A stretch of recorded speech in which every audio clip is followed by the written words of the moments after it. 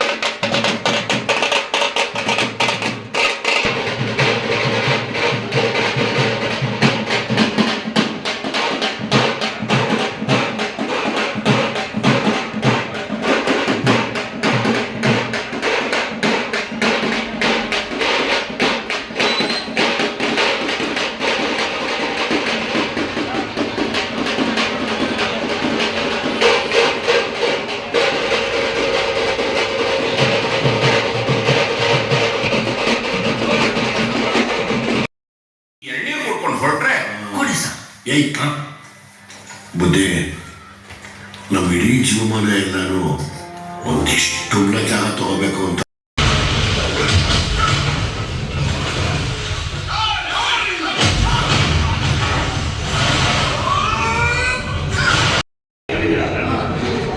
ನಮಸ್ತೆ. ತುಂಬ ಸಿನಿಮಾನ ನೋಡಿದ್ವಿ, ಅದ್ಭುತವಾಗಿ ಬಂದಿದೆ.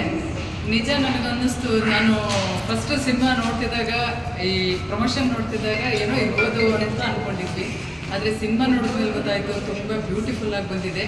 ಇದಕ್ಕಿಂತ ಜನಕ್ಕೆ ಹೆಚ್ಚಿನ ರೀತಿ ಸಿನಿಮಾ ಕೊಡೋಕ್ಕಾಗಲ್ಲ. ಇವತ್ತಿನ ಇಂಡಸ್ಟ್ರಿಲಿ ನಾವು ಎಷ್ಟೋ ಹಲವಾರು ಸಿನಿಮಾಗಳು ನೋಡಿದ್ವಿ, ಅದಕ್ಕಿಂತ ಅದ್ಭುತವಾಗಿ ಸಿನಿಮಾ ಮಾಡಿದ್ದಾರೆ. ಒಳ್ಳೆ ಸ್ಟೋರಿ ಇದೆ, ಒಳ್ಳೆ ಸ್ಕ್ರೀನ್ ಪ್ಲೇ ತುಂಬ ಚೆನ್ನಾಗಿ ಕೊಟ್ಟಿದ್ದಾರೆ, ಆರ್ಟಿಸ್ಟ್ ತುಂಬ ಚೆನ್ನಾಗಿ ಕೊಟ್ಟಿದ್ದಾರೆ.